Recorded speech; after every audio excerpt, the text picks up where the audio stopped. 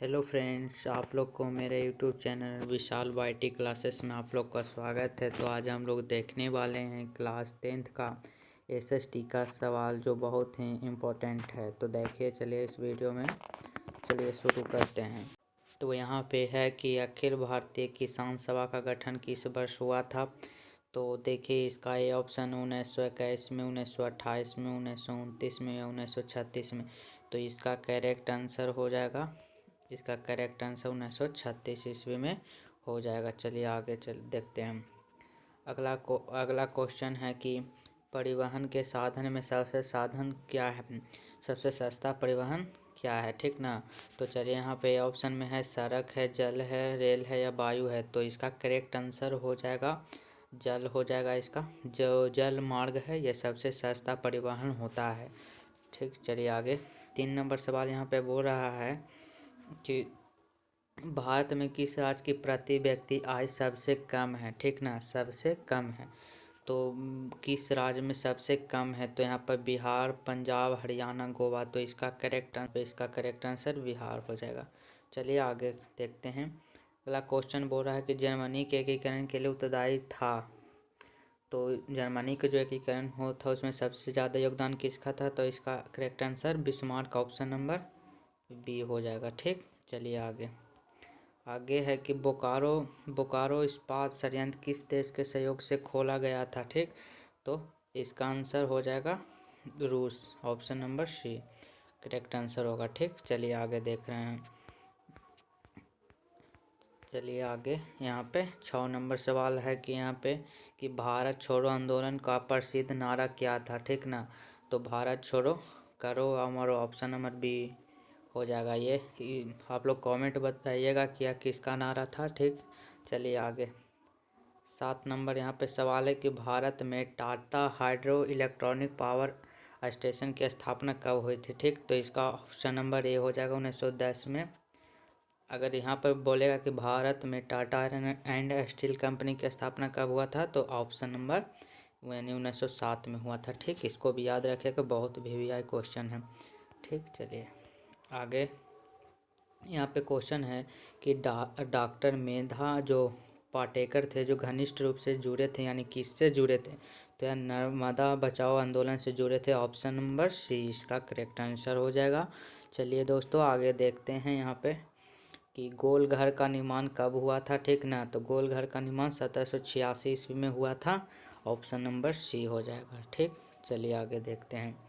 यहाँ पे है 10 नंबर सवाल बोल रहा है कि भारत में सबसे पुराना तेल का भंडार कहाँ था।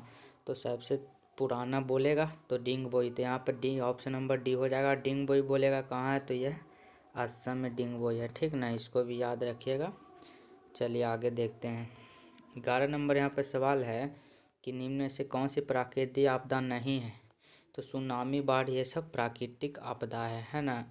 चलिए और यहाँ पे और देखते हैं। यहाँ पे सी ऑप्शन है हिमस्खलन है जो भी प्राकृतिक आपदा है। तो इसका ऑप्शन युद्ध कोई प्राकृतिक घटना नहीं होता है।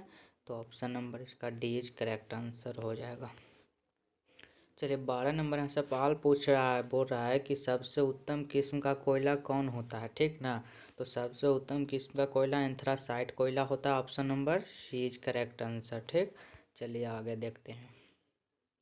यहाँ पे 13 नंबर सवाल है कि निम्न में से कौन सी स्थिति लोकतंत्र की सफलता के लिए सबसे आवश्यक है, ठीक ना। तो यहाँ पे इसका ऑप्शन ए हो जाएगा, मजबूत जनमत, option number A is correct answer, ठीक। चलिए आगे यहाँ पे 14 नंबर सवाल है कि नदियों में बाढ़ आने का प्रमुख कारण क्या है, ठीक ना। तो नदियों में बाढ़ आने का प्रमुख कारण क्या है। तो वर्षा की अधिकता है, option number C is correct answer, ठीक।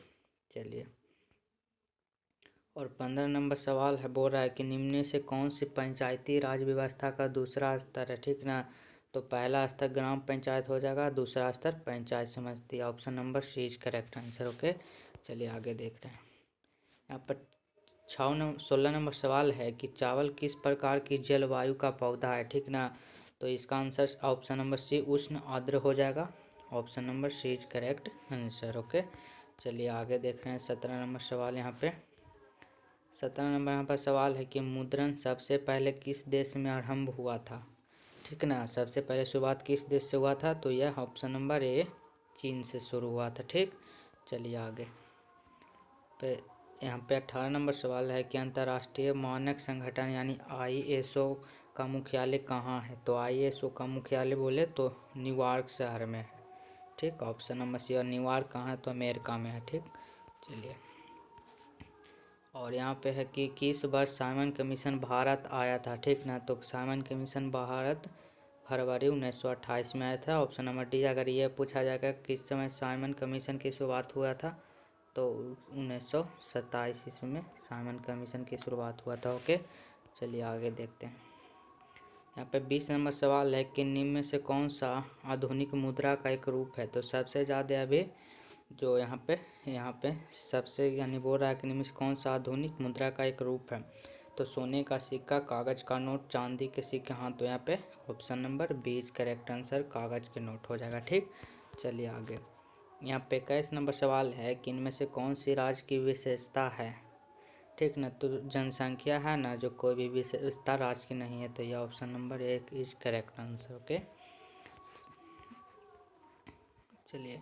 यहाँ पे 22 नंबर सवाल है कि आयुर्वेद का जनक किन्हें कहा जाता है। ठीक ना, तो आयुर्वेद का जनक चरक को कहा जाता है। ऑप्शन नंबर इज बी हो जाएगा। ठीक,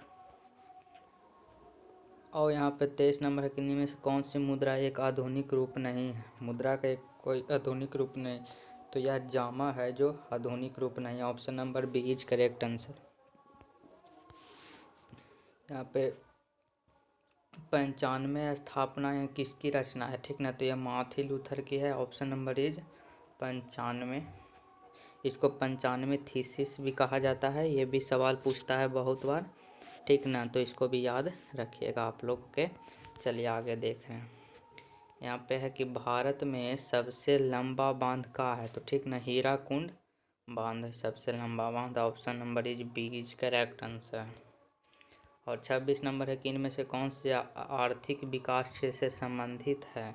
ठीक ना, आर्थिक क्षेत्र से संबंधित तो कृषि है जो आर्थिक क्षेत्र से संबंधित है। Option number A is correct answer.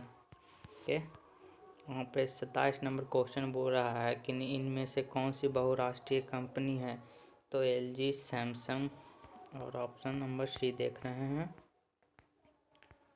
यहाँ पे कोका कोला। तो ये सब में से सब हो जाएगा। ठीक ना, D option is correct answer. Okay, ठीक, चलिए आगे सवाल बोल रहा है कि आजकल मुद्रा का कौन सा रूप अधिक प्रचलित है। ठीक ना, तो जो पत्र मुद्रा है सबसे ज़्यादा इसका प्रयोग किया जाता है। ठीक, सी ऑप्शन हो जाएगा। 29 बोल रहा है कि इनमें से कौन सी प्राकृतिक आपदा नहीं है। ठीक, तो प्राकृतिक आपदा ऐसे कौन सी नहीं है, तो आतंकवाद कोई प्राकृतिक आपदा नहीं है, ये कृत्रिम आपदा है। ठीक ना, आपदा दो प्रकार के होते हैं। इसमें 30 नंबर सवाल है कि इनमें से किस नदी को बिहार का शोक कहा जाता है। ठीक ना, तो बिहार कोसी नदी को बिहार का शोक कहा जाता है। आप लोग कमेंट में बताइएगा कि 30 में आप लोगों का कितना सही हुआ। ठीक ना, फिर मिलते हैं गाइस, और आप लोग बताइएगा कमेंट करके कि 30 में 30। ऐसे ही वीडियो हमारे चैनल पे मिलते रहेगा। चलिए, धन्यवाद, थैंक यू।